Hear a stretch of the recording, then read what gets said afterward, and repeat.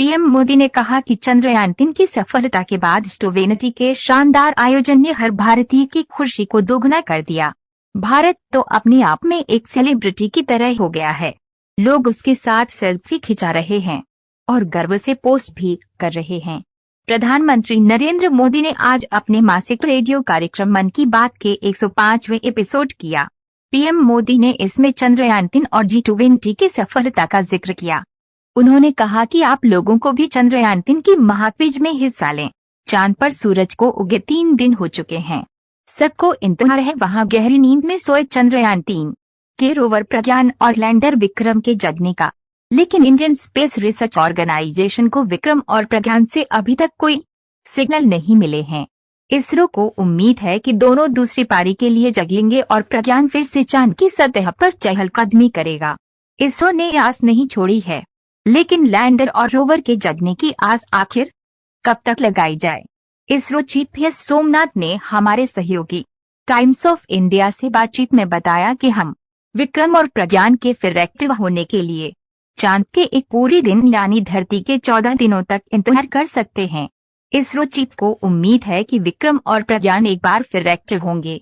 उन्होंने बताया अभी तक कोई सिग्नल नहीं मिला है, लेकिन मैं ये नहीं कह सकता कि आगे भी सिग्नल नहीं मिलेगा। हम एक पूरे चंद्र दिवस धरती के 14 दिन तक इंतजार कर सकते हैं, क्योंकि इस अवधि के दौरान वहां लगातार सूर्य की रोशनी पहुंचती रहेगी, जिसका मतलब है कि तापमान बढ़ेगा ही बढ़ेगा। एस सोमनाथ ने बताया तापमान बढ़ेगा तो प्रज्ञान और विक्रम के सिस्टम में भी अंदर से गर्माहट आएगी। इससे सिस्टम 14वें दिन भी जग सकता है, लेकिन ये कब होगा इसकी भविष्यवाणी करने का कोई तरीका नहीं है। इसरो चीफ ने कहा कि अगर लैंडर विक्रम और रोवर प्रज्ञान फिर से एक्टिव होते हैं तो इसके कई फायदे होंगे। सबसे बड़ा फायदा ये होगा कि वह फिर से वहां स्टडी शुरू कर देंगे। उन्होंने बताया हमने जो कई प्रयोग किए हैं उनसे हमें जो डेटा मिला है, लेकिन समय के साथ उनमें बदलाव आ सकता है। उदाहरण के तौर पर किसी नई जगह पर रखा जा सकता है। अगर हम वहां लैंडर को एक बार फिर थोड़ा सा उछाल कर लैंडिंग करा लेते हैं तो हमें एक अन्य लोकेशन का डेटा मिल जाएगा जो अच्छा है। इसकी वजह है कि एक ही लोकेशन से लगातार मिल रहे डेटा वहां की सतह के बारे में असली तस्वीर नहीं बताएंगे। अगर हमें कई लोकेशन मिलते हैं तो हमें चांद की सतह को उसकी विशेषताओं के बारे में बेहतर जानकारी मिलेगी। उन्होंने कहा कि अलग अलग लोकेशन से के साथ साथ अन्य उपकरणों को भी फायदा होगा, क्योंकि उन्हें अलग अलग जगह से अलग अलग समय के डेटा मिलेंगे। प्रज्ञान पर लगे उपकरणों ने पहले ही अलग अलग लोकेशन पर एक्सपेरिमेंट कर लिया है, लेकिन और ज्यादा लोकेशन होंगे तो और बेहतर ही होगा। लैंडर विक्रम और रोवर प्रज्ञान चांद पर दूसरी पारी शुरू करते हैं या नहीं, इससे चंद्रयान-3 मिशन की ऐतिहासिक सफलता पर कोई फर्क नहीं पड़ने वाला। मिशन ने पहले ही अपने लिए तय किए गए सभी उद्देश्यों को सफलता से पूरा कर लिया है, मसलन चांद की सतह पर सुरक्षित और सॉफ्ट लैंडिंग, रोवर का चांद की सतह पर चहलकदमी और वहां वैज्ञानिक एक्सपेरिमेंट। इसरो ने लैंडर और रोवर की जितनी लाइफ तय की थी उतना वो काम कर ही चुके हैं। अगर दोनों जग गए तब ये बोनस की तरह होगा। इसरो के कई वैज्ञानिकों ने टाइम्स ऑफ इंडिया के साथ बातचीत में जोर देकर कहा है कि विक्रम और प्रज्ञान की दूसरी पारी मिशन के लिहाज से बोनस की तरह होगा।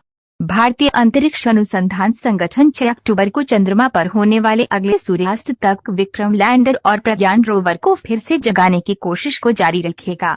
इसरो के वैज्ञानिकों ने शनिवार को कहा कि चंद्रमा की सतह पर सूरज के उदय होने के एक दिन बाद चंद्रयान-3 मिशन के बोनस चरण को शुरू करने की महत्वाकांक्षी कोशिशों को तेज कर दिया गया। बहरहाल इसरो के अध्यक्ष एस सोमनाथ ने कहा कि इस बारे में कोई निश्चित वक्त नहीं बताया जा सकता है कि इन उपकरणों के साथ संपर्क कब बहाल होगा। पश्चिम बंगाल के जलपाईगुड़ी में गणेश चतुर्थी पर पंडापारा युवा क्लब के सदस्यों ने गणपति के लिए 51 किलो का विशाल लड्डू बनाया।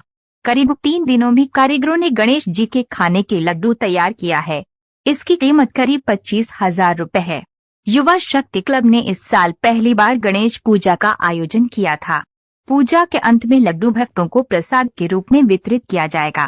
क्लब के सदस्यों को उम्मीद है कि 51 किलो लड्डू के दर्शन और प्रसाद पाने के लिए भक्तों की भीड़ उमड़ेगी। युवा शक्ति क्लब के सदस्य श्याम साहा ने कहा कि हम गणेश जी को 51 किलो के लड्डू का भोग लगाए हैं। कुछ नया करने की कोशिश की। वहीं चंद्रयान-3 की सफलता और इसरो द्वारा आदित्य आईवी मिशन के लॉन्च के बाद कोलकाता के सोसाइटी में इसरो टीम को समर्पित करके गणेश पूजा मनाई गई। कांग्रेस सांसद शशि थरूर ने लोकसभा में चंद्रयान-3 की सफलता और अंतरिक्ष क्षेत्र में हमारे राष्ट्र की अन्य उपलब्धियां विषय पर अपना विचार रखा। इस विषय पर चर्चा करते हुए उन्होंने कहा कि चंद्रयान-3 की सफलता कई सरकारों की सफल प्रयास के बाद ही संभव हुआ है, इसलिए सफलता का श्रेय किसी एक व्यक्ति या सरकार को नहीं जाता है। थरूर ने कहा, भारत के अंतरिक्ष अनुसंधान के लंबे कालखंड में पंडित जवाहरलाल नेहरू के योगदान को कौन नहीं मानेगा। आज भारत की वैज्ञानिक सोच पंडित नेहरू की वजह से है। शशि थरूर ने इस चर्चा में अपने संसदीय क्षेत्र तिरुवनंतपुरम स्थित विक्रम साराभाई अंतरिक्ष केंद्र का भी उल्लेख किया। उन्होंने कहा कि महान वैज्ञानिक विक्रम साराभाई ने वैज्ञानिक अनुसंधान से संबंधित महत्व को समझकर ही देश में अंतरिक्ष अनुसंधान की नींव यहाँ रखी थी। कांग्रेस सांसद ने 1960 के दशक में विक्रम साराभाई अंतरिक्ष केंद्र की स्थापना से लेकर भारतीय अंतरिक्ष अनुसंधान संगठन इसरो की स्थापना के इतिहास और अंतरिक्ष में भारत की सफलताओं का भी उल्लेख किया। उन्होंने कहा कि देश के युवा भले ही आईआईटी जैसे संस्थानों की तरफ आकर्षित होते हैं, लेकिन चंद्रयान-3 की सफलता के पीछे शामिल वैज्ञानिक किसी भी ग्लैमरस पृष्ठभूमि से नहीं आते हैं। ये सभी वैज्ञानिक तमिलनाडु, केरल और अन्य राज्यों के छोटे इंजीनियरिंग कॉलेजों से पढ़कर निकले हैं। थरूर ने बताया कि विज्ञान और प्रौद्योगिकी के क्षेत्र में महिलाओं की संख्या भी तेजी से बढ़ रही है और आने वाले दिनों में उनकी संख्या 90% तक हो सकती है। उन्होंने आगे कहा कि महिलाएं जिस तरह से आगे बढ़ रही हैं, उन्हें किसी भी तरह के आरक्षण की जरूरत नहीं है। हालांकि थरूर के इस बयान पर वाणिज्य और उद्योग राज्य मंत्री अनुप्रिया पटेल ने आपत्ति जताई, जिसके बाद कांग्रेस सांसद ने सफाई देते हुए कहा कि उनका इरादा महिलाओं या महिला सांसदों के प्रति किसी प्रकार का असम्मान प्रकट करना नहीं है। थरूर ने भारत की अंतरिक्ष क्षेत्र में कम बजट के साथ तेजी से आगे बढ़ने की सराहना की है। उन्होंने बताया कि इसरो के पिछले 40 वर्ष का खर्च नासा के